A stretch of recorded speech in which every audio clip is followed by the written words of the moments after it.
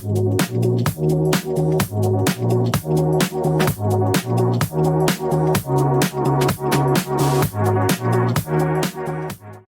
everyone, welcome back to Grooving and Giving in Early Retirement. I'm Radhika. Thank you for spending your time with me today. This channel is where I talk about living our best life in early retirement, giving back to our communities, and the glue that holds it all together, financial freedom.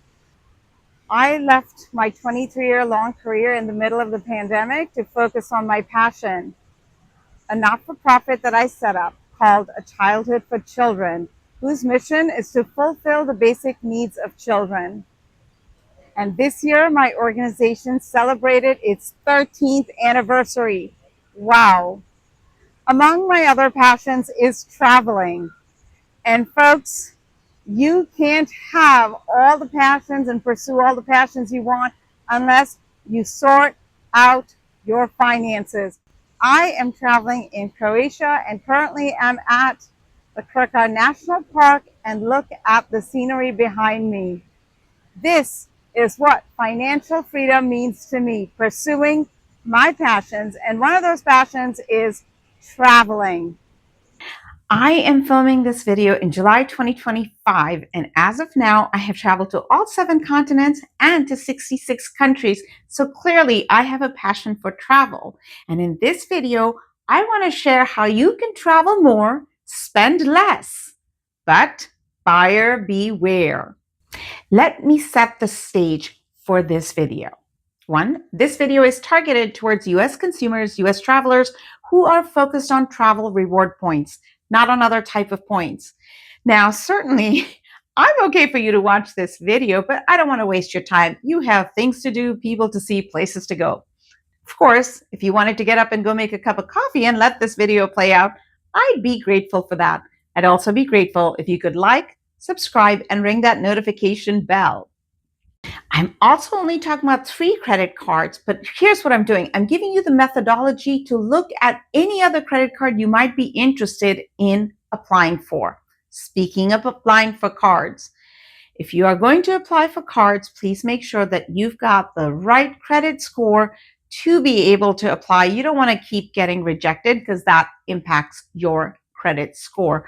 Also, you want to make sure that you can pay off your credit card bill timely, and maybe even set it on auto payments, because that's an important aspect. You don't want to have debt. Financial freedom is not about having debt. It's about having less debt and living freely. So one of the things I want to talk about is how you accumulate the points and what is the value of those points. I have traveled to a lot of international destinations and also domestic destinations, long haul flights. And I haven't paid for a flight, at least in the last 2 decades. I've traveled to St. Lucia, to Peru, to New Zealand. Just recently, I traveled to Albania and I came back from Italy. So I've been using my points for the last at least 2 decades. I want to share with you information that I've accumulated and practical things to think about. Things you can read on Google, you don't need to watch this video for. So let's get started with 3 C's of credit cards. Number 1, Capital One Venture Rewards Card. 2, Chase Sapphire Preferred Card. And 3, the Citi Strata Premier Card. And I think the best way to look at the benefits of these cards is by doing a simple example. All of them having the same spend. Let's say $10,000 annual spend just to make it easy. All these cards have fees of less than $100. If you want a card that has fees of higher than $100, the travel reward structure could be very different. The benefit structure is very different. Now, here is what I have for the annual spend. For all of them, we're going to do the same example. All credit card companies generally will have some sort of travel portal for you to use. And when you use their travel portal, you get some sort of supersized points. But are those points really worth it? We'll take a look. Let's start with Capital One. We will spend $2,000 of travel through their travel portal. $2,000 of travel outside the travel portal, maybe on a website like a booking.com or Expedia or Kayak. Then we're going to have groceries and supermarkets, and that, let's assume a $3,000 spend. Next category, gas and EV charging, which will be $1,000 in our example. And then there's the all other catch-all category of $2,000. So if you're looking at Capital One, and looking at what the point structure would be that you get 5 points for every dollar that you spend on their travel portal. In our example, that will mean 10,000 points. And then Capital One is pretty simple because for the rest of your money spent, you get 2 points for every dollar spent. So that's 16,000, earning you a sum total of 26,000 points. Now, Capital One does have other benefits as well. It offers you a $50 credit through their Lifestyle Collection Hotel. Not really sure what that is, but I've never used those. Also, you get a bonus for your anniversary date, but there are some details associated with that, so definitely read the fine print. Also, folks, keep in mind that there are ways that you can supersize the value of your points, generally by transferring them to partners. But let's set some base foundation. Think about it this way. In your head, say, a point is generally worth a penny. A point is generally worth a penny. Sometimes when you can supersize it, it might be worth more. 1.5, 1.8, and even up to 2 pennies per point. So generally speaking, your points are going to be 1 point equals a penny. When you've got the advantage of some supersized deal, it could be 2 pennies for a point. So keep that in the back of your mind because we'll come back to that later on in this video. At this moment, you could, if you don't have a Capital One rewards card and you want to sign up for it, you'll get bonus points, and those bonus points can really add up. So in our example, we have 26,000 points, and those points, like I said, a penny a point, so $260. If you supersize it, that's now worth over $500. Definitely something, right? Let's move on to Chase Sapphire. Now, Chase offers the same 5 points through the portal for travel, and it offers 3 points for restaurants and supermarkets. So we have a little bit more. But again, there are details that we must pay attention to. We'll come back to that. So in our example with the $10,000 annual spend, we will earn 26,000 points, same as Capital One, even though the point structure is slightly different. Other benefits that Chase touts are: 1, there's an annual hotel credit for $50 if you book the hotel through the portal. Also, when you, again, transfer your points to partners, you can get some additional benefits. There's a great article by NerdWallet that does this calculation, and it shows what the points are actually worth.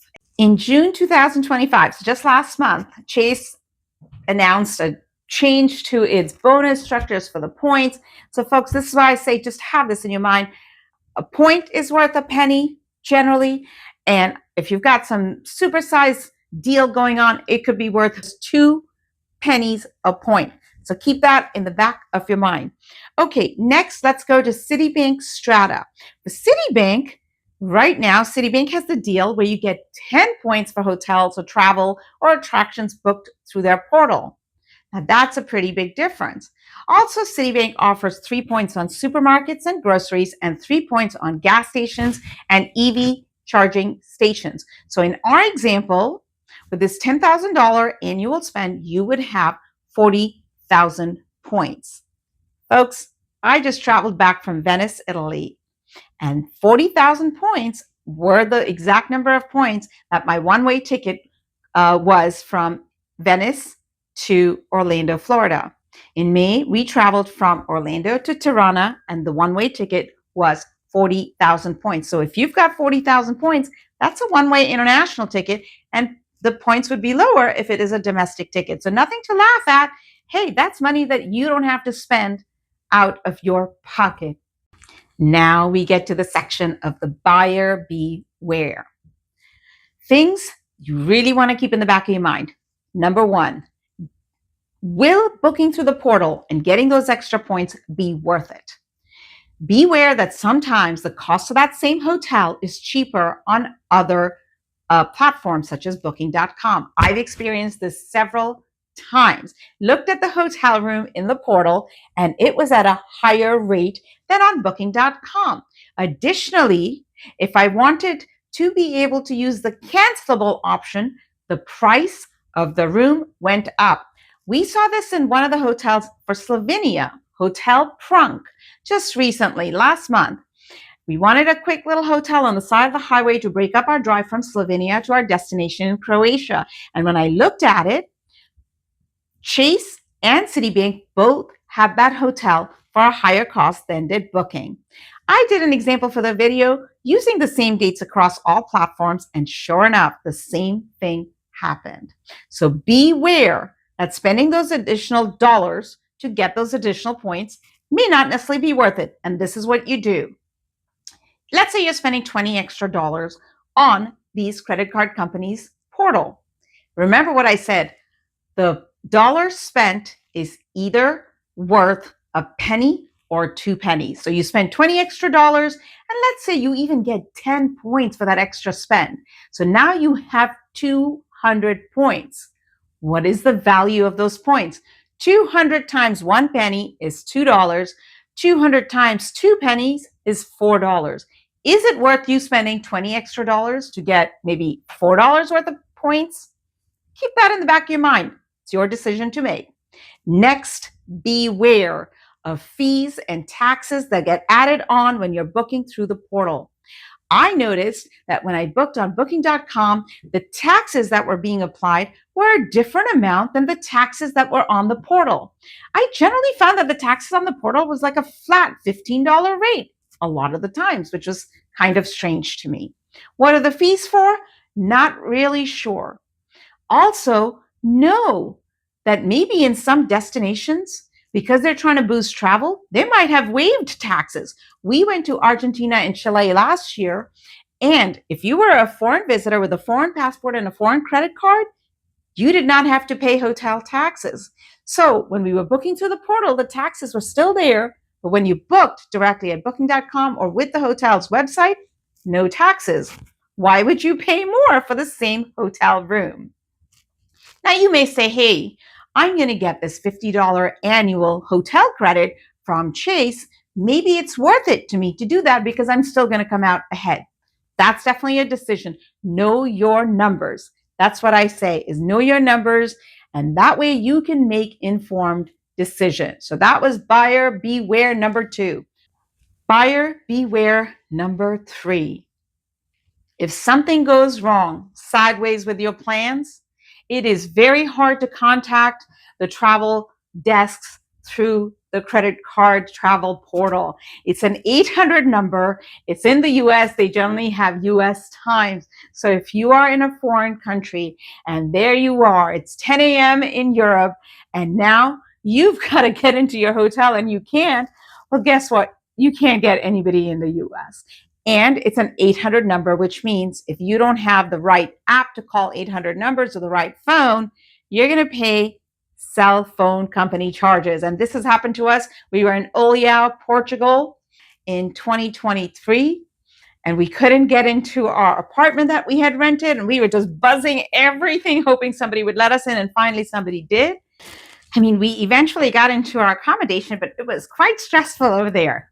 And the same thing can happen with flights.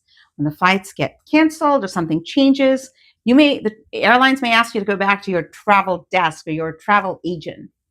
Buyer beware number 4, groceries.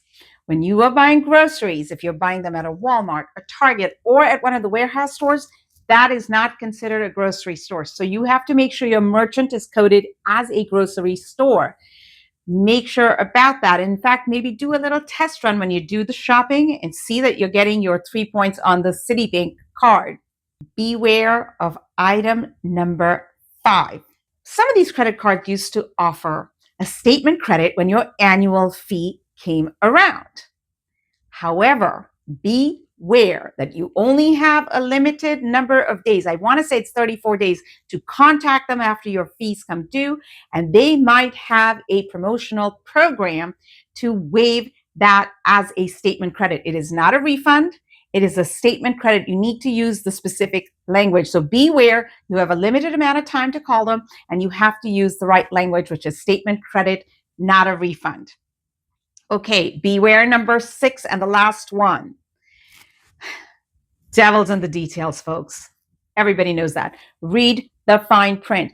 How many of you caught that the $50 credit given by Capital One is if you spend the hotel dollars through their lifestyle collection? How many of you caught that Chase offers 3 points on groceries, but it's online groceries? How many of you caught that Citibank offers an annual hotel credit of $100, but the spend must be $500 on one stay?